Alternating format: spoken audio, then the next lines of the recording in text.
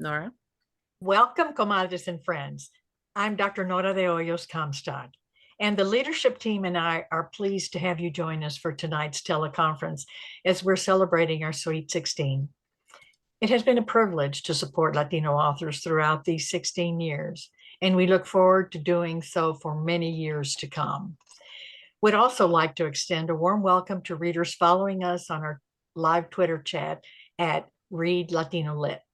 And tonight, please help us welcome authors Esmeralda Santiago and Julia Amante. Their interviews will begin shortly. But before we get started, just a few housekeeping notes. Keep yourselves on mute because we are recording.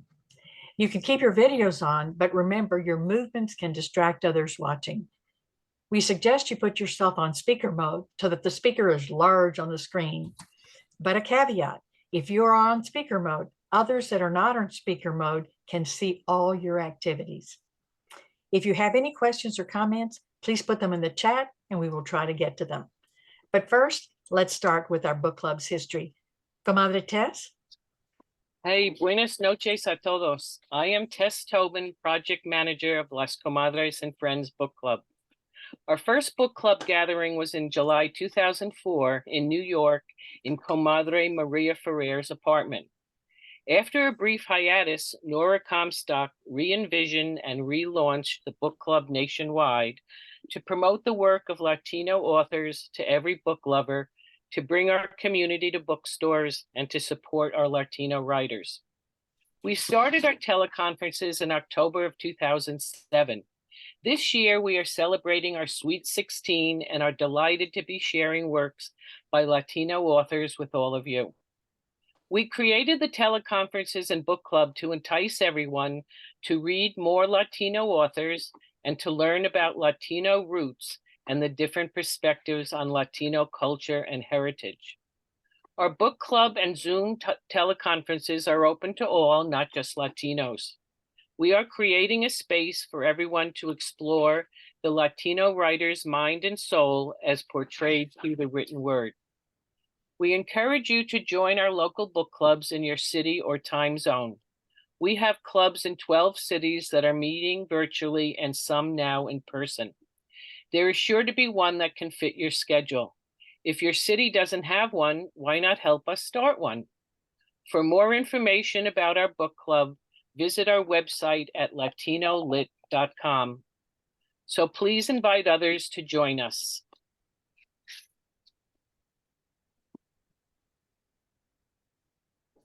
Okay, everyone.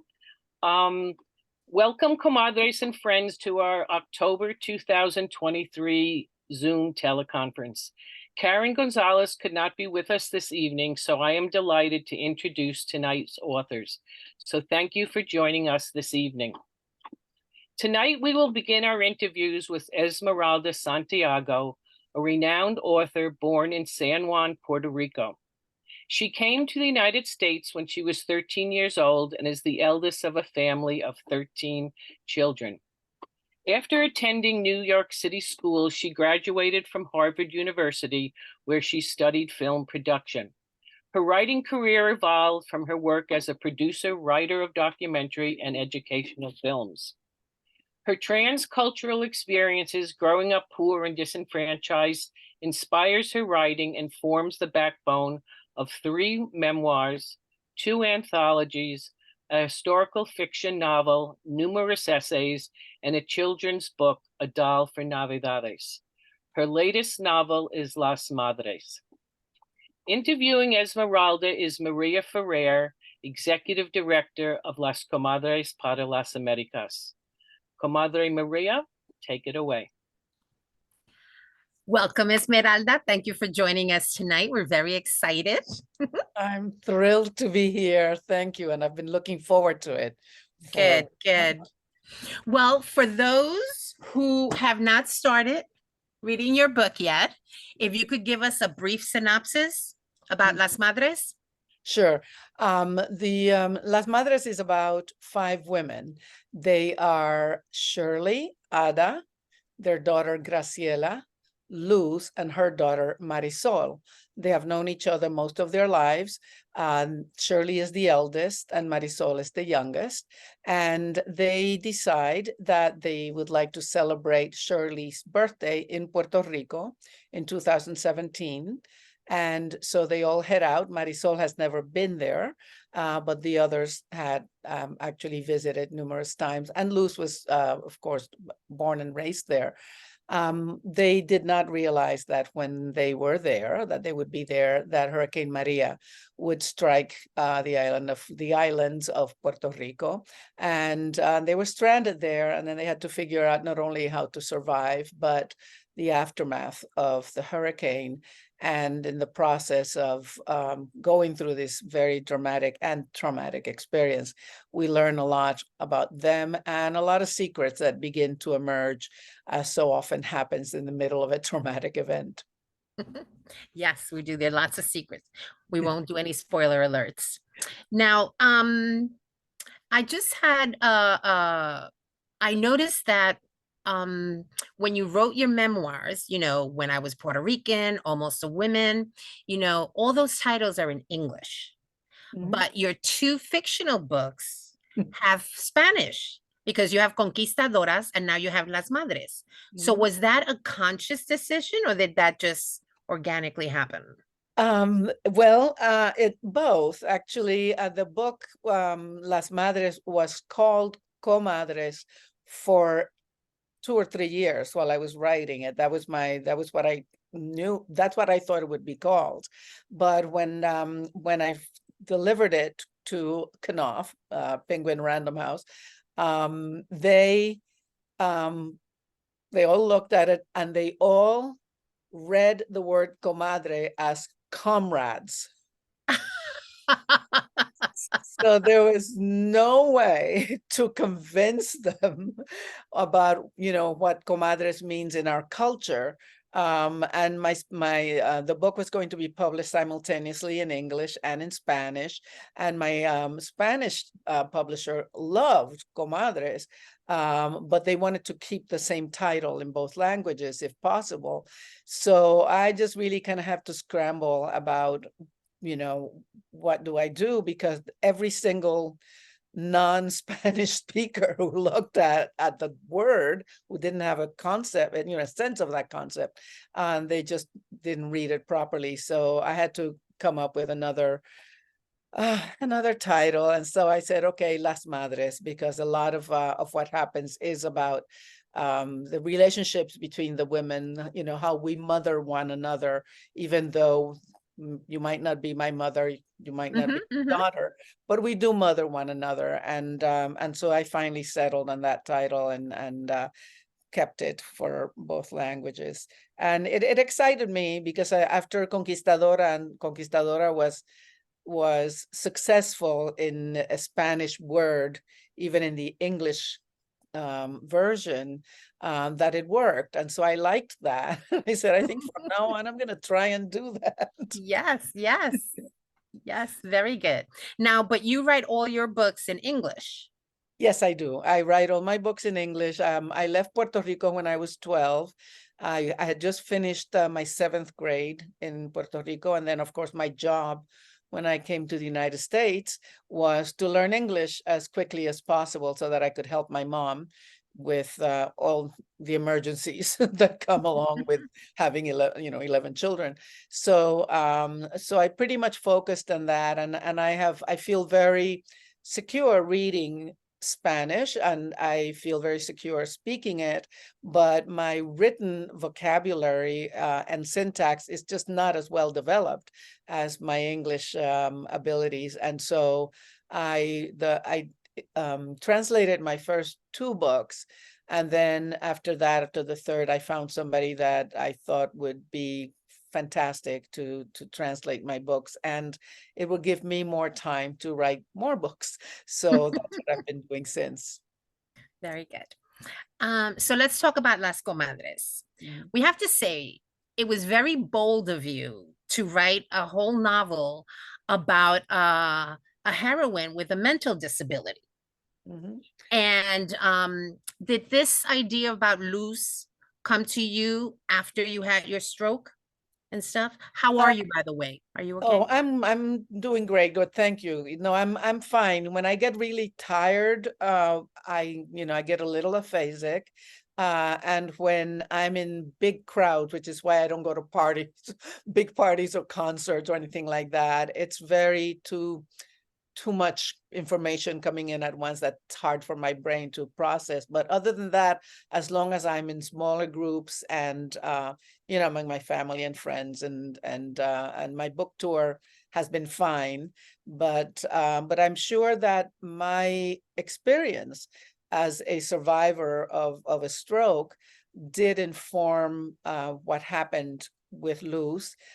She had a much worse time of it than I did. And of course, she didn't really quite recover the way that I did. But I really did want to explore what it's like for someone who has had an experience like that. How do you live in the real world with the kinds of disabilities that she has, which is she has total amnesia most of the time. So I really want to explore the concept of memory. And when I began writing the book, thinking I was writing a book about memory, because I lost my memory briefly during my the weeks after my stroke, I realized that it would be much more interesting to write about somebody who doesn't have a memory. How do you know who you are if you don't have access to the context of your life? And so that's how Luz really evolves from these questions that I had with somebody with that condition. Yeah, because I know at one point you have you wrote that Luz basically is reborn every time she has one of these episodes. She's reborn, Yes. but that's also like a blessing and a curse, because it's a blessing because if anything, you don't get bogged down with the sadness, with you, because she'll forget it in a second, unless it's repeated again and again and again. She's going to forget it. So it's a blessing and it's also a curse, because she seems like I don't know, she seemed like a tragic figure, but not a tragic figure, because things happen to her and she can't really affect change in she can't really make a decision, because right when she's going to make it, she forgets. Right. So she's sort of a tragic figure. But do you see that? Did you write that as a tragic figure, or am I off course? No, I did not want to. I actually think she's a heroine, that she managed, that she has a really good life, considering all the problems that she has and all the issues that she's dealing with.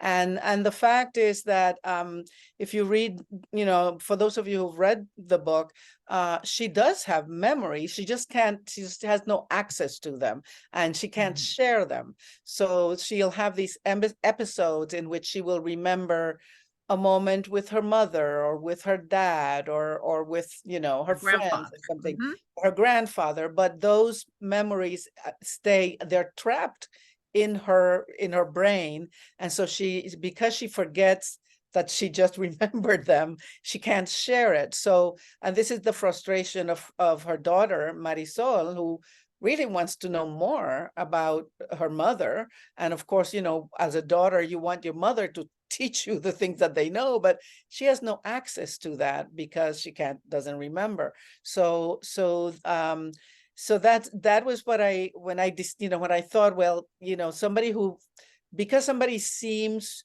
to not have a memory to us, doesn't mean that they don't have a memory. In the case of Luz, and I completely invented her condition, by the way, as far as I know. This doesn't exist in the medical history, the JAMA, the Journal of American Diagnoses. But it occurred to me that my own experience was that even though I forgot a lot of things in the aftermath of my stroke, that didn't mean that I didn't have those memories.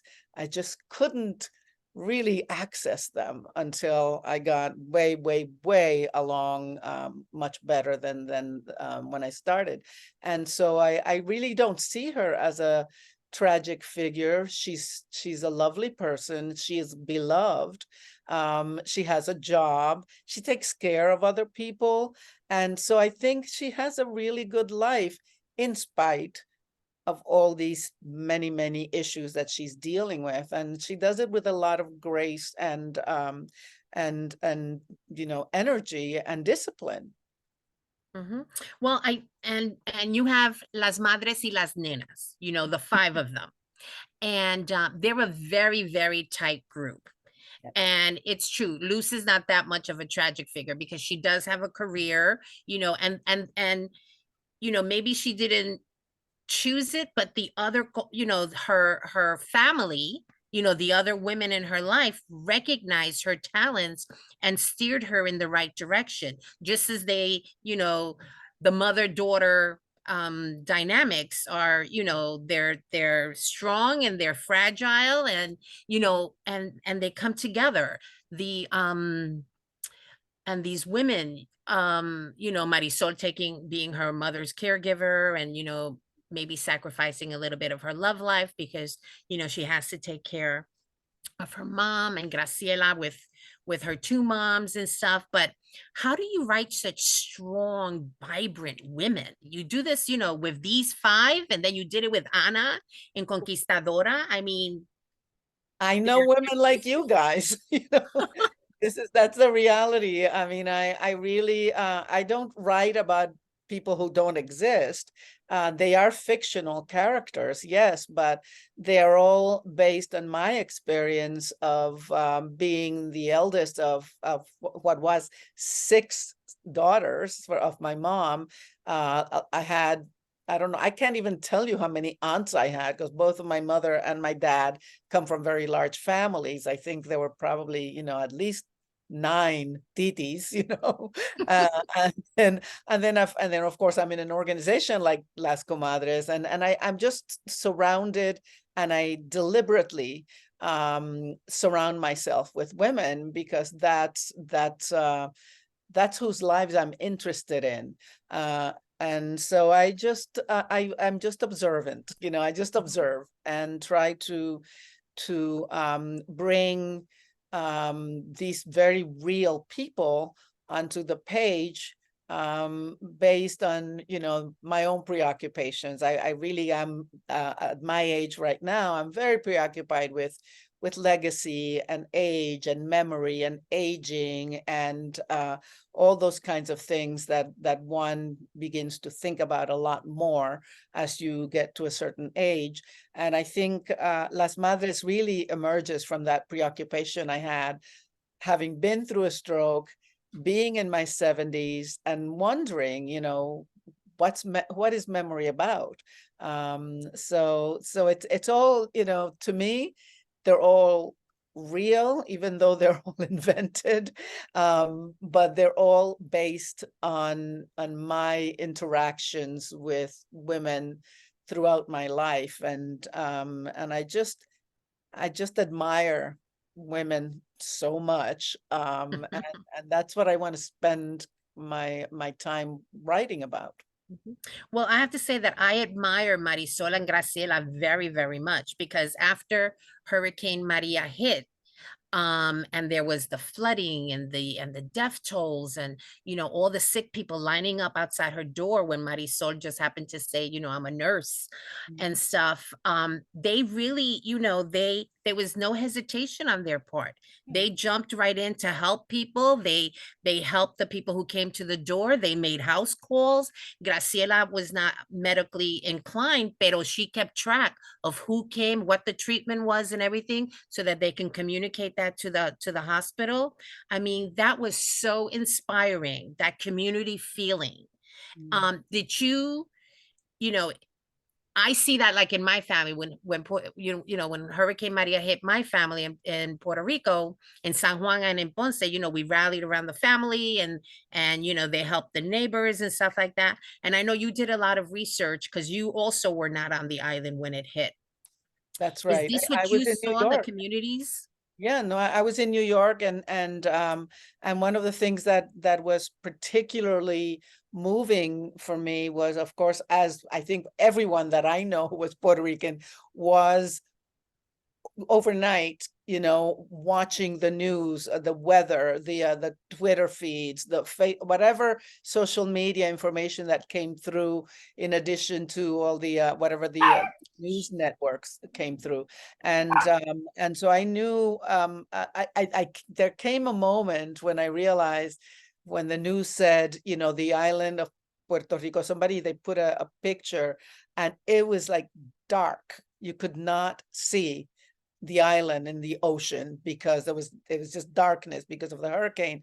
And it occurred to me, oh my goodness, I know more about what's happening in Puerto Rico than the Puerto Ricanos on the islands suffering through this hurricane. And that was in fact the case for many, many, many days, that we really knew way more than they did. And I think it was at that point that I realized I really need to write about it. I mean, I think a lot of our Puerto Rican writers in Puerto Rico, Culebra, and Vieques have written essays and blogs and entire books about their experiences being there.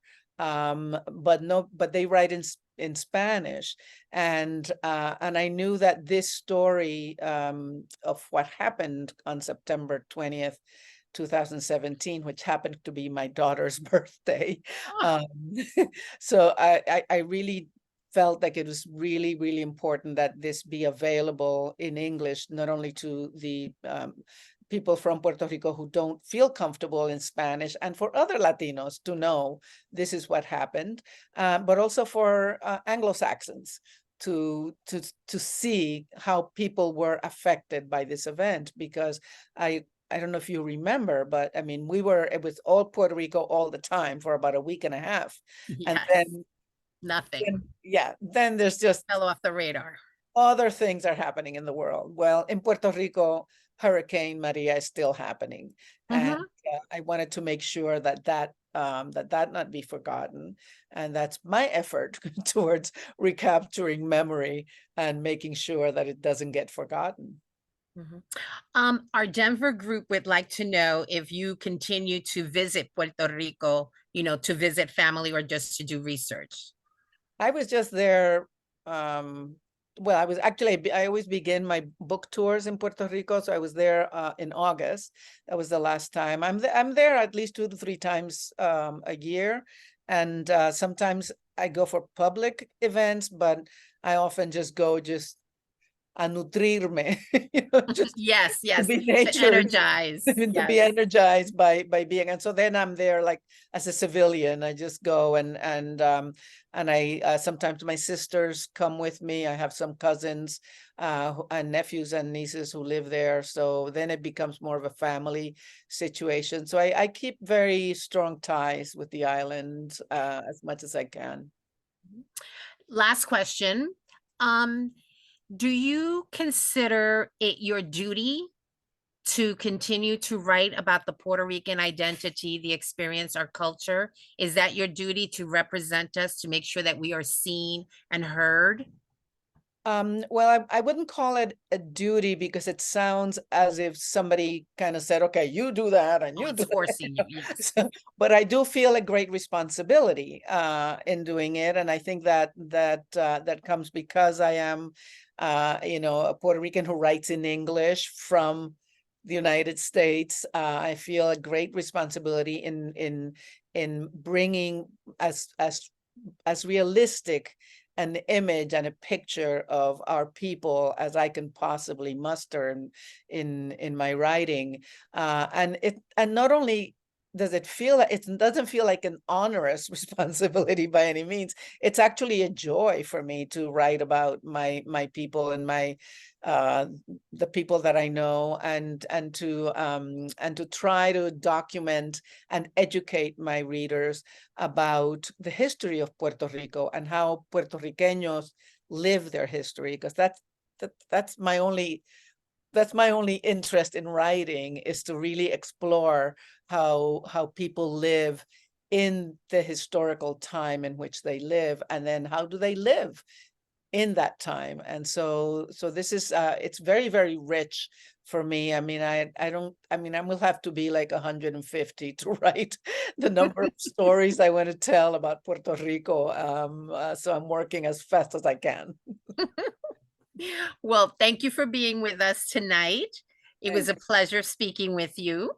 Thank you. It's Comadres. delightful. It's wonderful to see all these names and faces, and thank you all for joining Las Comadres teleconference. It's a wonderful, wonderful place for us to share our work with you. So thank you. Tess? Good. Thank you very much. Our second interview tonight is with author Julia Amante, a women's fiction author of This Is Now, That Was Then, Say You'll Be Mine, Evenings at the Argentine Club, and Now Let Us Begin. She began her writing career in 2000, writing Latina romance under the pseudonym Laura Rios. By 2009, Laura Rios became Julia Amante, who wanted to expand her writing to include not only romantic relationships, but the more complex bonds women have with parents, children, and friends. Julia grew up in California, the daughter of Argentine parents who taught her to value her roots and to be proud of her Latina heritage, as well as to be grateful for the life they built in America. Second. Sorry.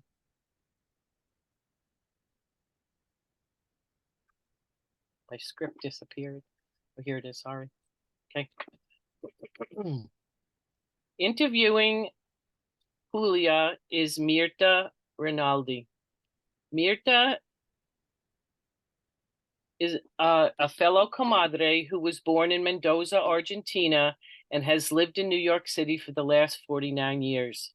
Mirta has led a robust life and career and is now CEO of her company, Mendulfina, which offers Argentinian cooking workshops and cultural immersions. Mirta is also part of the League of Kitchens, where she is the Argentinian instructor. It gives her great pride to collaborate with other talented women who are also part of the great diaspora and melting pot that distinguishes New York. Take it away, Mirta. Thank you, Tess. Good evening, everyone. Hola, Julia. Great to meet you. Great to meet you too. Thank you. Your business sounds amazing. Thank you. Well, reading your book was just remembering my past in this country, pretty much in many instances. I came here because I married George, who was already living here, but also from Mendoza. So I compare your mom, Luisa, with me following the love to the States. So, yeah. And and missing our culture and customs.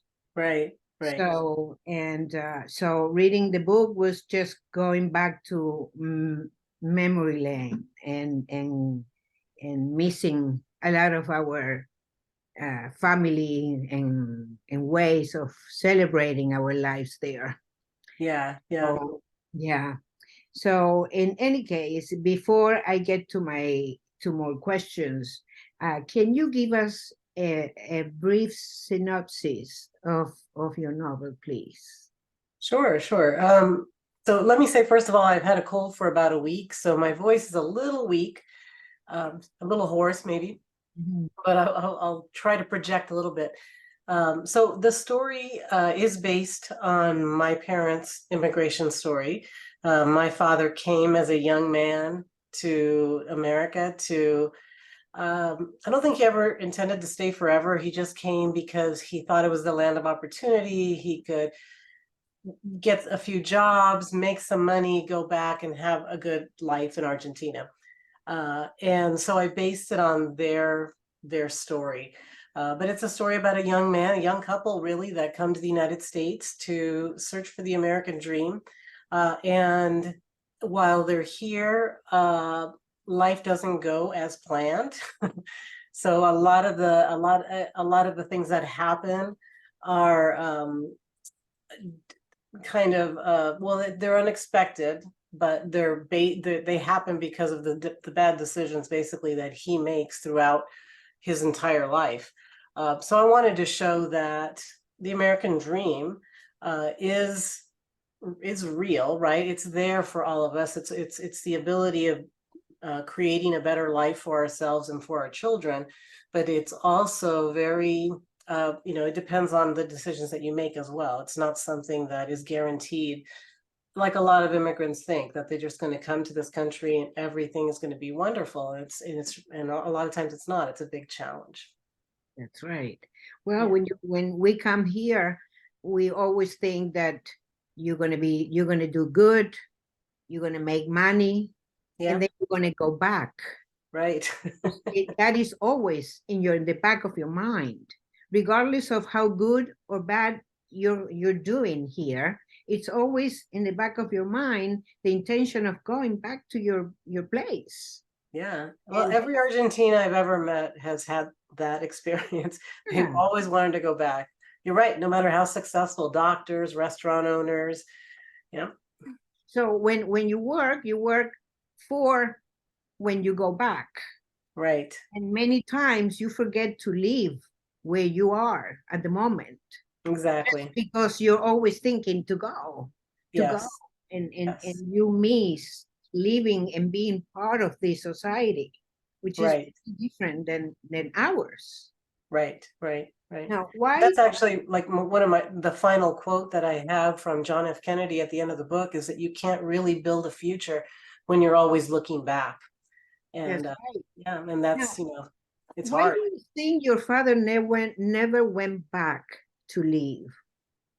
I don't know. My real father, so the character is based on my father, but I had to, for fiction's sake, right, to make it a little more interesting, embellish a lot of things and change a lot of things.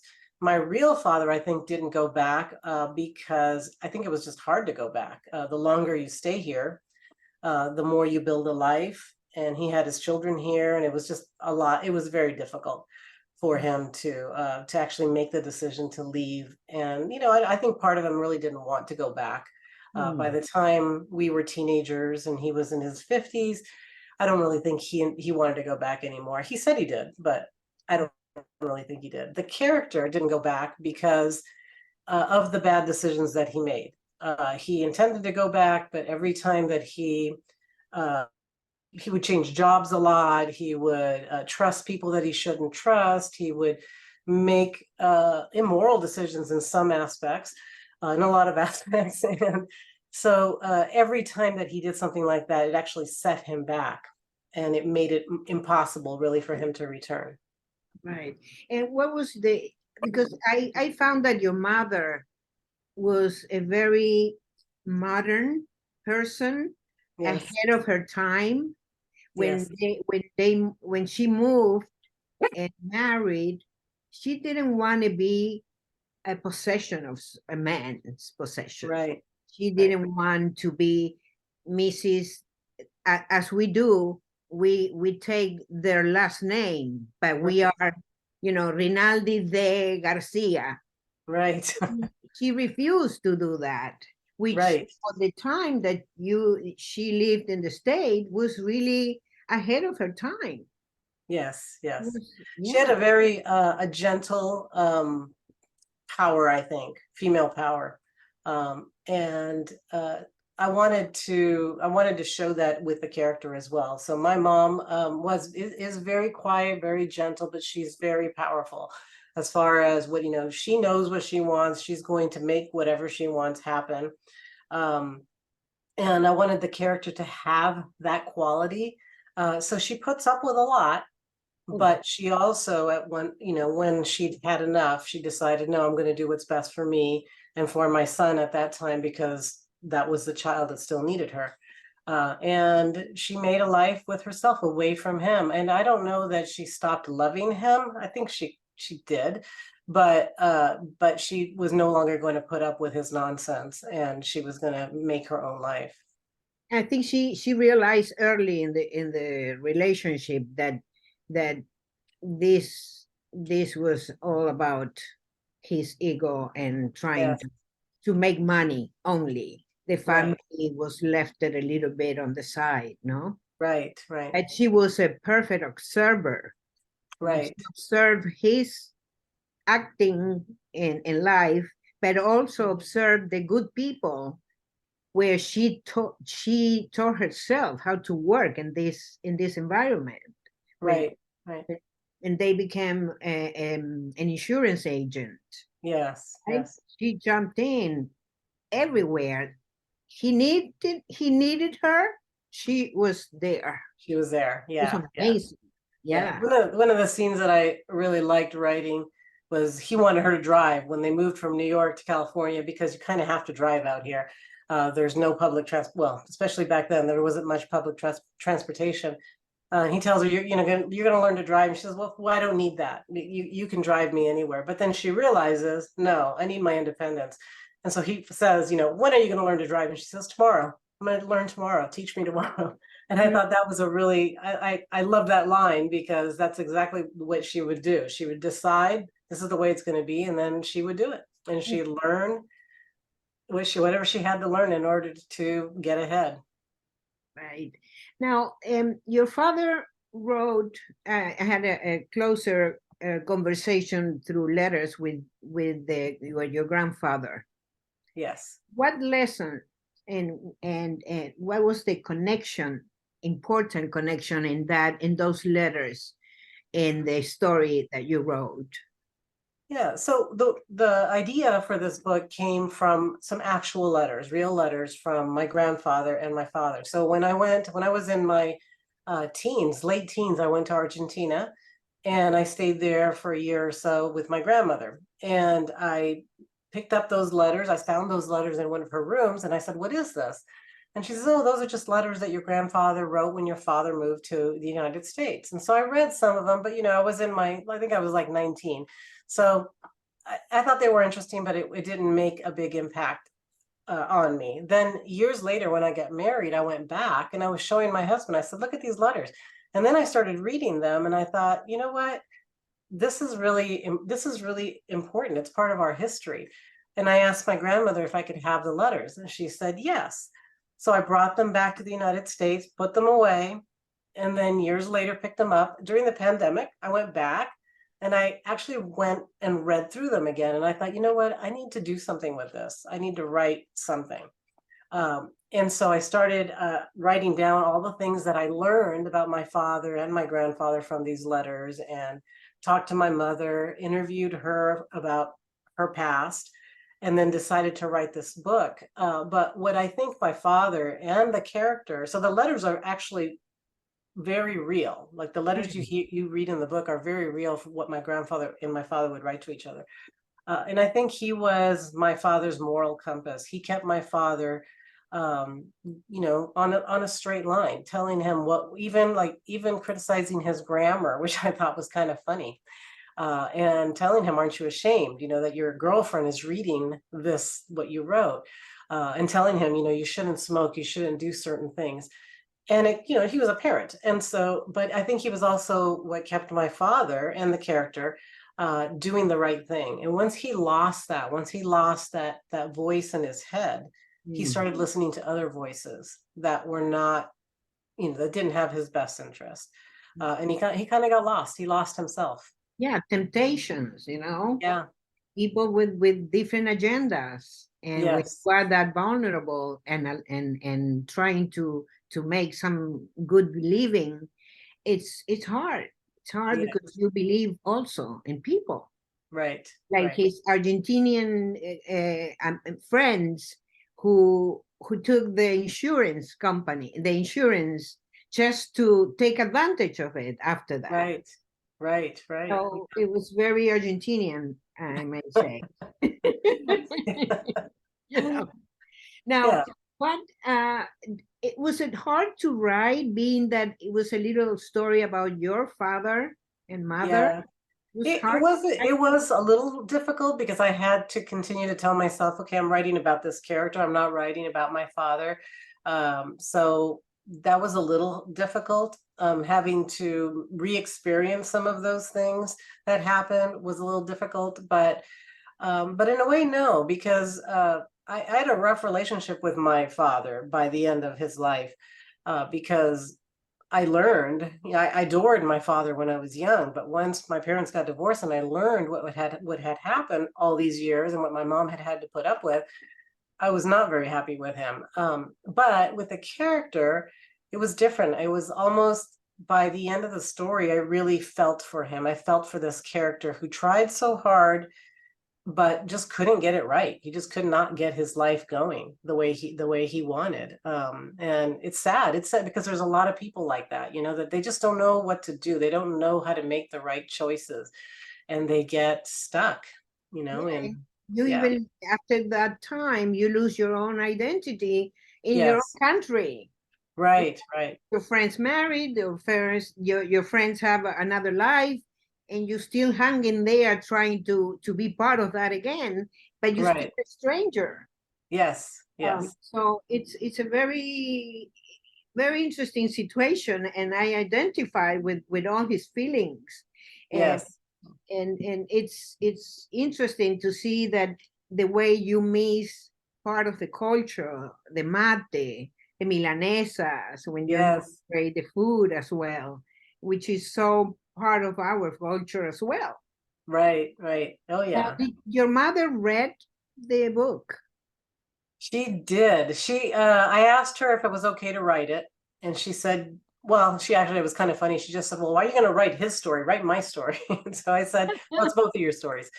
But then she said, yeah, do whatever you want. And so after once the book came out, she says, I'm not reading it.